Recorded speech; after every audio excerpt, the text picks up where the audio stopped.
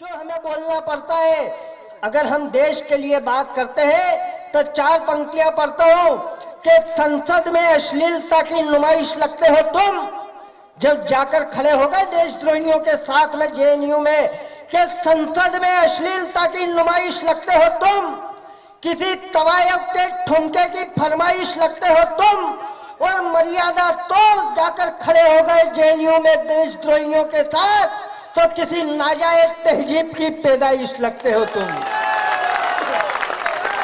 ये स्थितियां है। अब वो कहते हैं कि हमारे इसको पप्पू मत बोलो।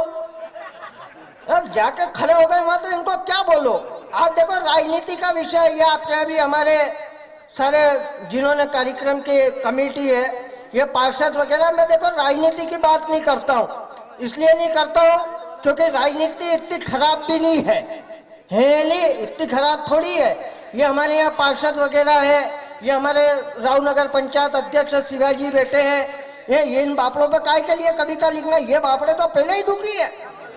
सही कह रहा हूं मैं, ये पार्षद वगैरह इन पे काय के लिए कविता लिखना। इनकी हालत तो है कि सुबह उठ के लुगाई का मुंह नहीं देखते हैं, इनको सुबह उठ के नालियां देखना पड़ती है, पानी का फंसा हुआ है। इन पर काय के लिए कविता लिखना। राजनीति पर मैं कोई कविता इसलिए नहीं लिखता हूँ क्योंकि मेरे पड़ोस वाले भाई साहब का 5 साल का लड़का पूछता है कि पापा पापा राजनीति किसको कहते हैं। अब वो बेचारा बाप जवाब क्या दे। उसने कहा ये देख तेरी माँ, ये है सरकार, मैं पैसे कमा के लाता हूँ इसलिए मैं हूँ अर्थव्यवस्था। लड़का झट से बोला पापा मैं, तो क्या तू है देश की जनता।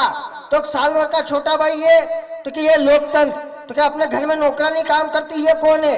तो कि ये कर्मचारी। पूरा घर रात की 2 बजे सोया हुआ। उस लड़के ने देखा कि उसका साल भर का भाई गंदगी करके पड़ा पड़ा जोर जोर से रो रहा है, माँ घोड़े बेचकर सो रही है, और रात की 2 बजे बाप नौकरानी के कमरे में घुसा हुआ है। उसको कुछ भी समझ में नहीं आया, वापस आ के सो गया। सुबह 8 बजे उठकर अपने पिताजी से कहता है पापा पापा मैं राजनीति सीख गया। बाप को बड़ा आश्चर्य हुआ, 12 घंटे में राजनीति कैसे सीख गया। और लड़के का जवाब अच्छा लगे तो अच्छी तालियां बजाइएगा। लड़का कहता है पापा इस देश की राजनीति ऐसी हो गई है कि जनता भूख प्यास से दुखी है।